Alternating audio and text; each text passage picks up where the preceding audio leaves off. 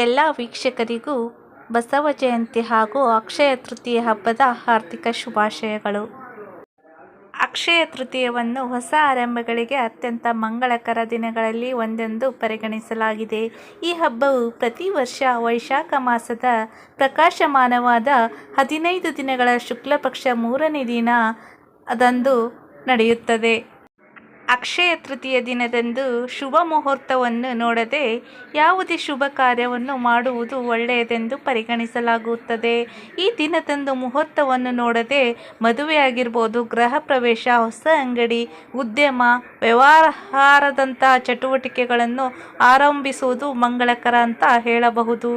ಈ ದಿನ ಚಿನ್ನ, ಬೆಳ್ಳಿ ಅಥವಾ ಭೂಮಿಯನ್ನು ಖರೀದಿಸುವುದು ಅತ್ಯಂತ ಪ್ರಯೋಜನಕಾರಿ ಎಂದು ಪರಿಗಣಿಸಲಾಗುತ್ತದೆ. ಈ ದಿನದಂದು ಉಪವಾಸ ಆಗಿರಬಹುದು, ಪ್ರಾರ್ಥನೆ, ದಾನ, ಧರ್ಮ, ಜಪ ಮಾಡುವುದರಿಂದ ದುಪ್ಪಟ್ಟು ಶುಭ ಫಲಗಳನ್ನು ನೀಡುತ್ತದೆ ಎನ್ನುವ ನಂಬಿಕೆ ಇದೆ. ಈ ಅಕ್ಷಯ ತೃತೀಯ ದಿನದಂದು ಚಿನ್ನವನ್ನು ಖರೀದಿಸುವುದು ಅಕ್ಷಯ ಪುಣ್ಯವನ್ನು ನೀಡುತ್ತದೆ ಎಂದು ಹೇಳಲಾಗುತ್ತದೆ. 2025ರ ಅಕ್ಷಯ ತೃತೀಯವು ಏಪ್ರಿಲ್ 30ರಂದು ಬುಧವಾರ ಬಂದಿರೋದ್ರಿಂದ ಎಲ್ಲರಿಂದಲೂ ಈ ದಿನ ಚಿನ್ನವನ್ನು ಖರೀದಿಸಲು ಸಾಧ್ಯವೇ ಇಲ್ಲ. ಹಾಗಂದ ಮಾತ್ರಕ್ಕೆ ಬೇಸರ ಮಾಡಿಕೊಳ್ಳುವ ಅಗತ್ಯವಿಲ್ಲ. 2025ರ ಅಕ್ಷಯ ತೃತೀಯ ದಿನದಂದು ನಿಮಗೆ ಚಿನ್ನವನ್ನು ಖರೀದಿಸಲು ಆಗದೇ ಇದ್ದರೆ ಈ 5 ವಸ್ತುಗಳನ್ನು ತಪ್ಪದೆ ಮನೆಗೆ ತನ್ನಿ. ಅವು ಯಾವುವು ಅಂತ ತಿಳಿಸ್ಕೊಡ್ತೀನಿ ನೋಡಿ. ಇದರಲ್ಲಿ ಮೊದಲನೆಯದು ಮಣ್ಣಿನ ಮಡಿಕೆ. ಅಕ್ಷಯ ತೃತೀಯ ದಿನದಂದು ಮಣ್ಣಿನ ಮಡಿಕೆಯನ್ನು ತನ್ನಿ. ಇದು ಕಳಶದಷ್ಟೇ ಮಹತ್ವವನ್ನು ಹೊಂದಿರುತ್ತದೆ. ಕಳಶದಲ್ಲಿರುವ ನೀರು ವರುಣ ದೇವರ ರೂಪವಾಗಿದೆ. ಈ ಶುಭ ದಿನದಂದು ಮಡಿಕೆಯನ್ನು ಖರೀದಿಸುವುದು ಚಿನ್ನವನ್ನು ಖರೀದಿಸಿದಷ್ಟೇ ಶುಭ ಫಲಗಳನ್ನು ನೀಡುತ್ತದೆ. ಎರಡನೆಯ ವಸ್ತು ಕವಡೆ ಮತ್ತು ಪಾತ್ರೆ. ಅಕ್ಷಯ ತೃತೀಯ ದಿನದಂದು ಪಾತ್ರೆಗಳನ್ನು ಮತ್ತು ಕವಡೆಗಳನ್ನು ಖರೀದಿಸುವುದು ಶುಭ. ಈ ದಿನ ತಾಮ್ರ ಹಾಗೂ ಹಿತ್ತಾಳೆ ಪಾತ್ರೆಗಳನ್ನು ಖರೀದಿಸುವುದರಿಂದ ಮನೆಯಲ್ಲಿ ಸಂಪತ್ತು ವೃದ್ಧಿಯಾಗುತ್ತದೆ. ಕವಡೆಯು ತಾಯಿ ಲಕ್ಷ್ಮೀದೇವಿಗೆ ಇಷ್ಟವಾದ ವಸ್ತುವಾಗಿದೆ ಅಂತ ಹೇಳಬಹುದು. ಮೂರನೆಯ ವಸ್ತು ಕಲ್ಲುಪ್ಪು. ಅಕ್ಷಯ ತೃತೀಯದಂದು ಕಲ್ಲುಪ್ಪನ್ನು ಖರೀದಿಸುವುದು ಶುಭವೆಂದು ಪರಿಗಣಿಸಲಾಗಿದೆ.